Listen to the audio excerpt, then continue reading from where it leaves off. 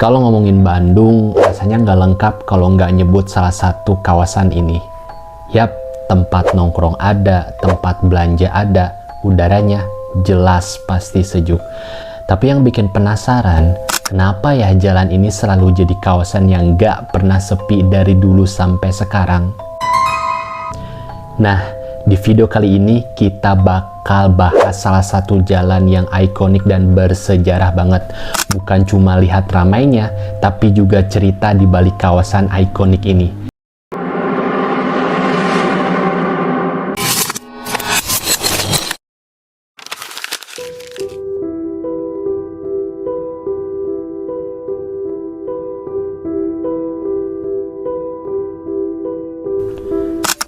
Jalan Dago.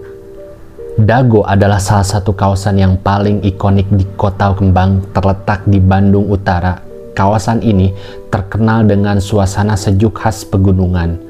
Jalanannya rindang, pohon-pohon besar, berdiri di kiri dan kanan, bikin siapapun betah dan berlama-lama. Buat warga lokal, Dago itu tempat kabur sejenak dari rutinitas. Apalagi kalau buat wisatawan, Dago ini adalah destinasi wajib setiap kali datang ke kota Bandung. Tapi Dago bukan cuma soal hari ini. Kawasan ini punya perjalanan yang panjang yang menarik buat diceritakan. Nah guys, kalau kita tarik ke belakang, Jalan Dago sudah dikenal sejak masa kolonial Belanda.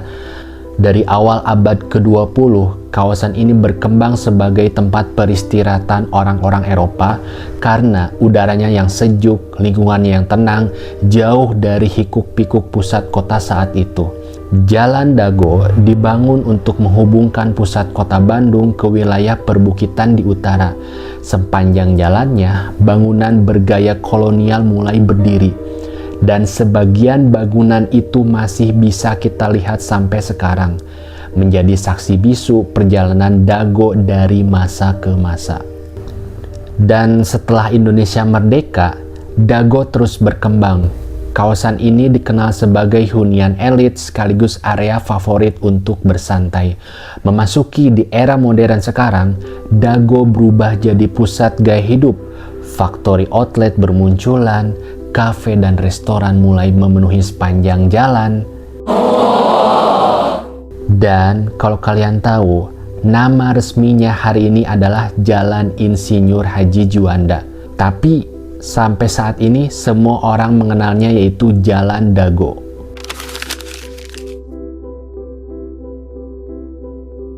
Nah guys, salah satu daya tarik utama Dago tentu suasananya.